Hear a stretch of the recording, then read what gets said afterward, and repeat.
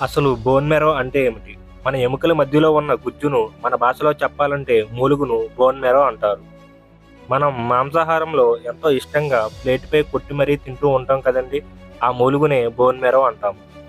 మన శరీర బరువులో పావువంతు బోన్ మ్యారోనే ఉంటుంది. అంటే మనం 100 కేజీల బరువు ఉంటే దానిలో 25 కేజీలు బోన్ మ్యారోనే ఉంటుంది. మన శరీరంలో ఉన్న ప్రతి ఎముక బోన్ మ్యారోను కలిగి ఉంటుంది. బోన్ మ్యారో పని ఏమిటి?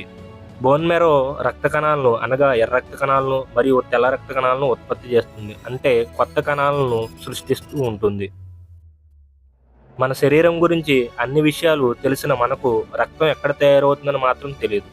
మన గుండె రక్తాన్ని సరఫరా మాత్రమే చేస్తుంది. రక్తాన్ని మాత్రం తయారు చేయలేదు.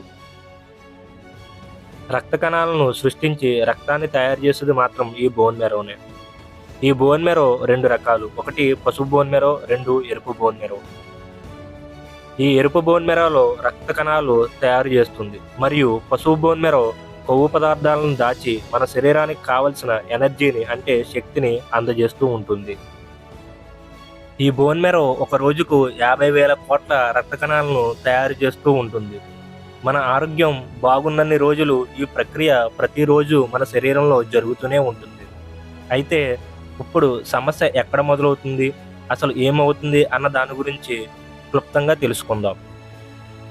స్క్రీన్ మీద కనిపిస్తున్న ఈ ఇమేజ్ను బాగా పరిశీలించండి. మన ఎముకను మధ్యలోకి కట్ చేస్తే ఈ విధంగా ఉంటుంది. అది కనిపించే భాగమంతా బోన్ మ్యారో. ఆ చుక్కలుగా కనిపించేవన్నీ రక్త కణాలు, అంటే ఎర్ర రక్త కణాలు మరియు తెల్ల రక్త కణాలు. మీకు ముందే చెప్పిన విధంగా ఒక రోజుకి 50,000 కోట్ల రక్త కణాలను ఈ బోన్ మ్యారో తయారు చేస్తుందని చెప్పాను కదండి. అయితే తయారు చేసిన ఈ రక్త కణాలను కొన్ని రోజుల తర్వాత, అంటే పరిణితి చెందిన తరువాత ఈ పరిణితి చెందిన కణాలు రక్తంలో కలిసిపోతూ ఉంటాయి. మరి పరిణితి చెందని కొన్ని కణాలు అలాగే ఉండిపోతాయి. వాటిని అసంతృప్తి కణాలు అంటారు. ఈ అసంతృప్తి కణాలు అన్నీ అలాగే ఉంటూ ఉంటూ ఒక్కసారి అధిక సంఖ్యలో పెరిగిపోయినప్పుడు ఈ అధిక సంఖ్యలో పెరిగిపోయిన అసంతృప్తి కణాలు రక్తాన్ని తయారు చేసే కణాలని చంపివేస్తూ ఉంటాయి. ఇలా చంపడం వల్ల మన శరీరంలో రక్త కణాల ఉత్పత్తి ఆగిపోతుంది. అంటే మన శరీరంలో రక్త శాతం తగ్గిపోతుంది. దీనివల్ల మనం అనారోగ్యానికి గురవుతాం. ఒక్కొక్కసారి మనం హాస్పిటల్కి వెళ్ళినప్పుడు రక్త శాతం పడిపోయింది, ప్లేట్లెట్స్ పడిపోయాయి, ప్లేట్లెట్స్ ఎక్కించాలి, రక్తం ఎక్కించాలి అని డాక్టర్లు మనకు చెబుతూ ఉంటారు. అలాగా ఇతరుల రక్తాన్ని తీసుకుని మన శరీరంలోకి ఎక్కించి ప్లేట్లెట్స్ శాతాన్ని పెంచడం కానీ రక్త శాతాన్ని పెంచడం ద్వారా కానీ మనకు మరీ తిరిగి ఆరోగ్యంగా ఉండేటట్టు డాక్టర్లు సలహా ఇస్తారు. ఇంతవరకు అందరికీ తెలిసిందే. కొన్ని సందర్భాల్లో కొంతమందిలో రక్తాన్ని ఎక్కించిన తర్వాత కూడా ఇంతకు ముందు ఎంత శాతం అయితే రక్తం ఉందో అంత శాతం మాత్రమే ఉంటుంది తప్ప అసలు పెరగదు. డాక్టర్లు కూడా ఒక్కొక్కసారి ఇంత రక్తాన్ని ఎక్కించామే, రక్త శాతం మాత్రం పెరగలేదు, ఏమై ఉంటుందా అని చెప్పి ఆలోచన పడుతూ ఉంటారు. ఈ ఎక్కించిన రక్తం మొత్తం శరీరంలోనే ఉంటుంది, బయటకు పోదు. మరి బయటకు పోనప్పుడు రక్త శాతం పెరగాలి కదా అంటే రక్త శాతం కూడా పెరగదు.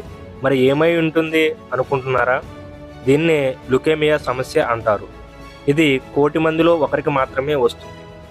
ఈ సమస్య ఎలా వస్తుంది? ఈ సమస్య లక్షణాలు ఏమిటి? దీనికి ఈ సమస్య వచ్చే ముందు సిమ్టమ్స్ ఏమిటి ఒకసారి తెలుసుకునే ప్రయత్నం చేద్దాం. లుకేమియా లక్షణాలు: ఎక్కువగా అలసిపోవడం, ఆకలి లేకపోవడం, కండరాలు బలహీనంగా ఉండడం, కీళ్ళ నొప్పులు రావడం, లివర్ పెరుగుదల అంటే కాల్యం పెరిగినట్టు ఉండడం, బరువు తగ్గిపోవడం, తరచుగా జ్వరం రావడం, సెగ్గడ్లు వేయడం, ఊపిరితిత్తులు అంటే ఊపిరి సరిగా ఆడకపోవడం, రాత్రిపూట చెమటలు పట్టడం, ఇవన్నీ కూడా లుకేమియా బారిన పడిన వారికి వచ్చే లక్షణాలండి. ఇటువంటి లక్షణాలు మీకు కనిపించినట్లయితే మీరు దీన్ని లుకేమియా అనుకుని వెంటనే డాక్టర్ని సంప్రదించాల్సిన అవసరం ఎంతైనా ఉంది. ఈ సమస్య ఉన్నవాళ్ళు ఎర్లీ డేస్లో అంటే స్టార్టింగ్ డేస్లో మందుల ద్వారా దీన్ని తగ్గించుకోవచ్చండి. ఒకవేళ కనుక దీన్ని గుర్తించిన వారు ఎవరైనా ఉంటే ఆ సమస్య అంతకంతకు పెరిగిపోతే కనుక వారు చాలా ఇబ్బంది పడవలసి వస్తుంది. అంటే ఈ సమస్య అంతకంతకు పెరిగిన తర్వాత దీన్ని పరీక్ష చేయాలి అంటే, టెస్ట్ చేయాలి అంటే గనుక ఎముకల మధ్యలో ఉన్న ఆ గుజ్జును అంటే బోన్ మెరోను బయటకు తీసి టెస్ట్ చేయాల్సి వస్తుంది. ఈ బోన్ మెరోను బయటకు తీసే విధానంలో చాలా నొప్పిని భరించాల్సి ఉంటుంది. అలాగే ఈ బోన్ మెరోను బయటకు తీసి టెస్ట్ చేసి ఇది లుకేమియా సమస్య అని తేల్చినప్పటికీ అప్పటికే ఆరోగ్యం క్షీణించి ఉంటే డాక్టర్లు సైతం ఏమీ చేయలేరు. కాబట్టి ఇటువంటి లక్షణాలు మీకు ఎప్పుడైనా కనిపిస్తే వెంటనే డాక్టర్ను సంప్రదించి తగు చర్యలు తీసుకుని మీ ఆరోగ్యాన్ని కాపాడుకుంటారని ఆశిస్తూ మీ డీజే రఘువరన్. ఇటువంటి వీడియోస్ కోసం ఛానల్ని సబ్స్క్రైబ్ చేయండి, లైక్ చేయండి, షేర్ చేయండి. Thank you.